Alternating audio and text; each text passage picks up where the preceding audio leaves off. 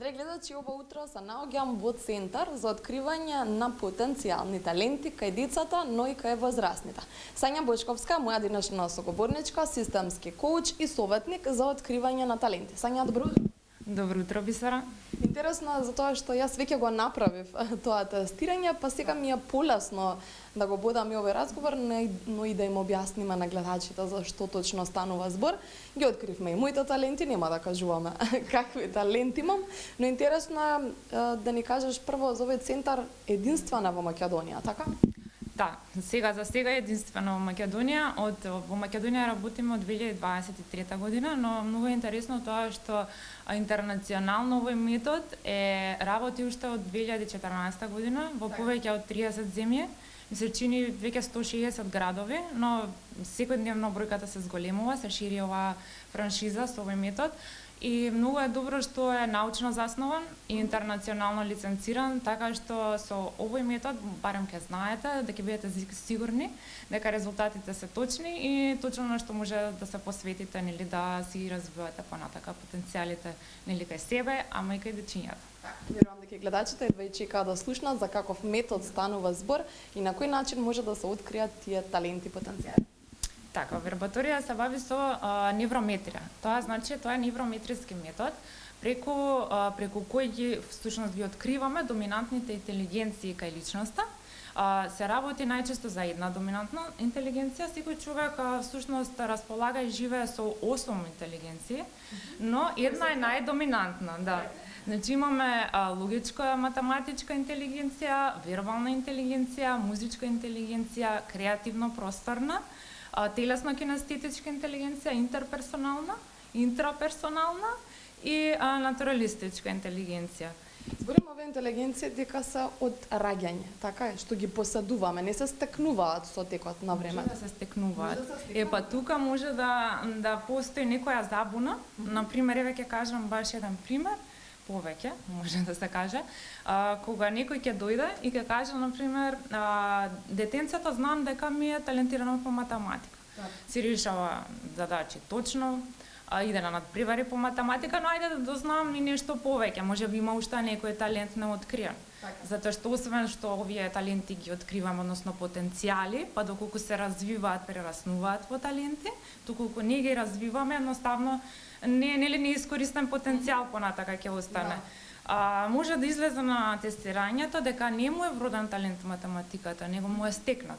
Значи тој во текот на животот учел, се трудел и го стекнал она сега што го има. Значи сега освојува први место математика, но што значи стекна? Дека вложува многу мозочен напор за да ги постигне тие резултати. А ние откриваме што е она што природно лежи кај личноста, што може без толку напор, односно баш без воопшто напор да се исполни во таа област. Тоа е разликата. И например сега ќе кажете јас еве примерот ќе го кажам од пред некој ден. Јас например поседувам многу висока вербална интелигенција, нема шанси да ми е толку ниска. Но тоа не значи например дека можеби е вродено. И ова како што го кажав, можеби да е стекната во текот на животот. Или например ние кажуваме која е прва доминантна, втора, трета, четврта, пета поред. Може сега да излезе на тестирањето вербално да е четврта, а вие да мислите дека е прва.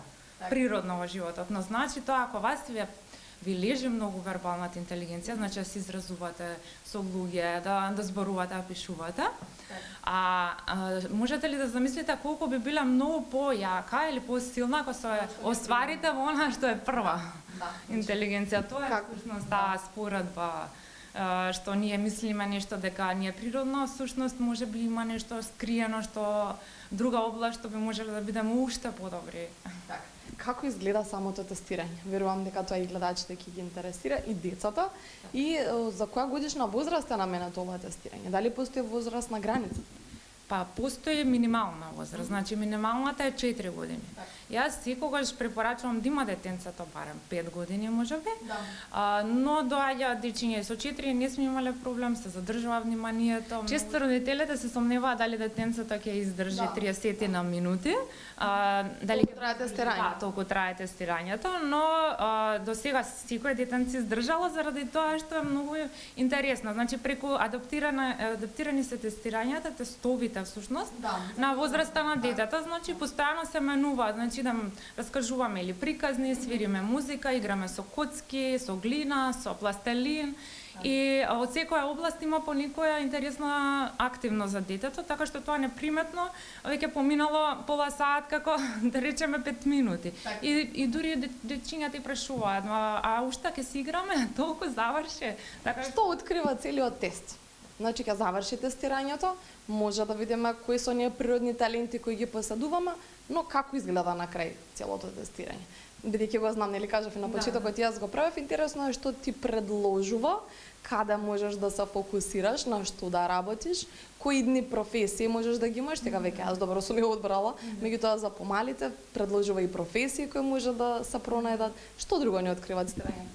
Тестирањето, кога ги добиваме резултатите, добиваме значи редослед на силни природни интелигенции. Значи една доминантна, како што кажав, може да постои втора силна и трета, на пример. Врз основа на тоа предложуваме активности, односно игри, нели ако се помали дечиња, игри кои што може да ги играат дома со родителите или пак со другарчињата, каде што ќе ги развиваат своите потенцијали во тие области, за да може нели понатака прираснат тие во таленти.